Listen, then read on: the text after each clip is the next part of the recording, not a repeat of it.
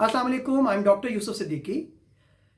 आज जिस टॉपिक की हम बात करने लगे हैं वो how to be a sales champion.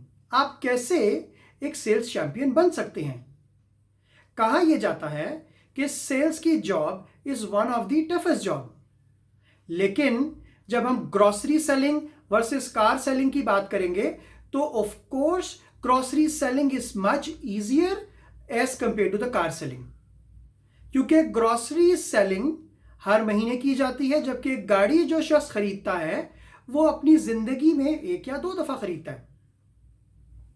तो मेरी कुछ अरसे पहले मुलाकात हुई दो कार सेल्समैन से।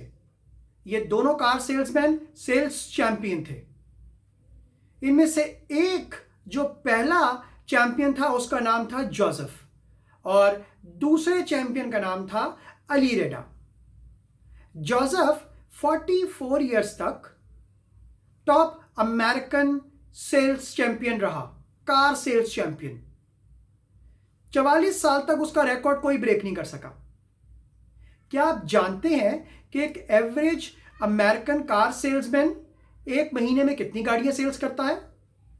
एक्सप्लोर कीजिए, आपको मालूम होगा कि 10 गाड़ियां एक एवरेज सेल्समैन एक महीने में सेल्स करता है।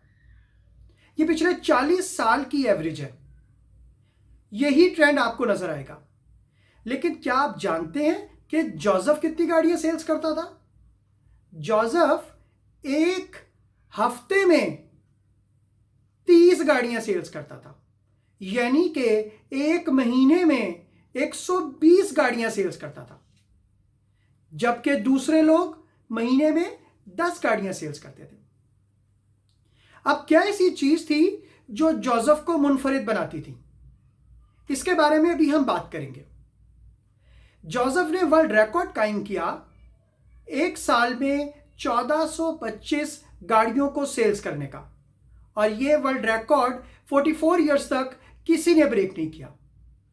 यह रिकॉर्ड ब्रेक किया अली रेडा ने 44 इयर्स के बाद। अब अली रेडा ने ऐसा क्या किया कि उसने जोसेफ के 44 इयर्स के रिकॉर्ड को ब्रेक कर दिया? आप जानते हैं कि अली रेडा ने कितनी गाड़ियां सेल्स की? अली रेडा ने एक साल में 1600 के कार्स को सेल किया अप्रोक्सीमेटली। और जब हम बात करते हैं 1600 गाड़ियों का एक साल में सेल्स करना, एवरेज आप बड़ी आसानी से कैलकुलेट कर सकते हैं। और आज भी इस कामयाबी के बाद, इस वर्ल्ड रिकॉर्ड के बाद, अली रेडा ने अपनी एक बुक लिखी, how to sell 100 cars in a month. Joseph और अली रेडा से मुलाकात के दौरान मैंने वो गुर जानने की कोशिश की जिससे वो सेल्स चैंपियन बने। वो कौन से गुर हैं जिन्होंने उसे, इन दोनों लोगों को सेल्स चैंपियन बनाया, और वो कौन सा ऐसा एक गुर है जिसने अली रेडा को मुनफरिद कर दिया जोसेफ से। तो मैं आपसे आज वो गुर शेयर करने लगा हूं जो मैंने उन लोगों से हासिल किए, ताकि आप भी सेल्स चैंपियन बन सके अपनी फील्ड के अंदर। तो सबसे पहला गुर जो मुझसे शेयर किया वो ये था कि हमेशा हमने कस्टमर को उसकी नीड के मुताबिक प्रोडक्ट और सर्विसेज को सेल किया। हमने कभी भी कस्टमर को वो नहीं बेचा जो कि हमारे पास स्टॉक में था, जो कि हम बेचना चाहते थे, वो नहीं बेचा। हमेशा कस्टमर को वो सेल किया कि जिसकी उसे नीड है। उसकी नीड को प्रॉपरली इवैल्यूएट किया और अकॉर्डिंगली हमने उसको वो प्रोडक्ट सेल किया ताकि उसकी नीड फुलफिल हो सके। तो पहली बात, पहला फोकस, कस्टमर की नीड के मुताबिक उसको प्रोडक्ट सेल करना।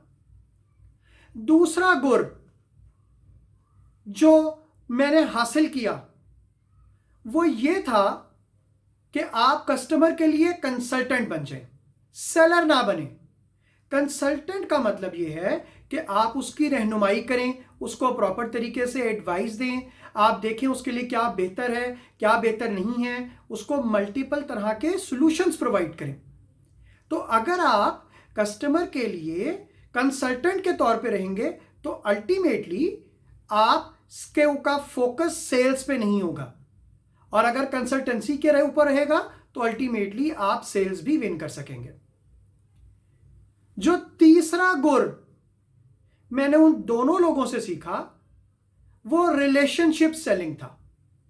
इन दोनों हजरात का जो सबसे कॉमन बात थी, इन दोनों का फोकस कस्टमर के साथ रिलेशनशिप बिल्ड करना था।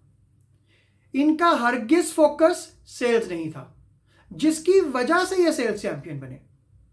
इनका कहना यह था कि बेशक कस्टमर रिपेयर करवाने के लिए आए अपने प्रोडक्ट को, बेशक वो किसी मेंटेनेंस के लिए आया है, बेशक वो अपने प्रोडक्ट की कोई रिपेयर के लिए आया है, तो हम उस कस्टमर के साथ हमेशा रिलेशनशिप बिल्ड करने की कोशिश करते थे।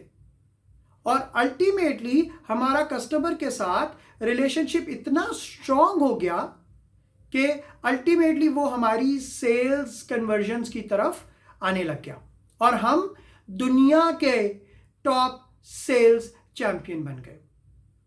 तो रिलेशनशिप इज द की। चौथा और आखिरी गुर जो इन लोगों ने शेयर किया, जिसने मुनफरिद बनाया स्पेशली अली को जोसेफ के ऊपर, वो ये गुर था कि कस्टमर को तमाम फैक्ट्स ऑफ द प्रोडक्ट बताइए। कस्टमर को कोई डिफेक्ट प्रोडक्ट के अंदर है तो वो भी बताइए।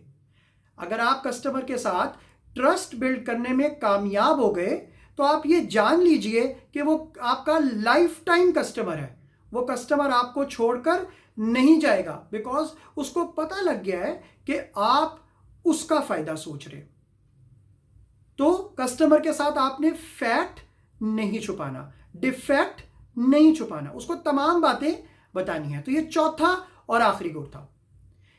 याद रखिए कि अगर आप सेल्स चैंपियन बनना चाहते हैं तो आपको वो तमाम काम करने होंगे जो एक सेल्स चैंपियन करता था। आप भी सेल्स चैंपियन बनना चाहते हैं? इन तमाम टिप्स को फॉलो कीजिए और sales champion of the year के लिए क्वालिफाई कीजिए।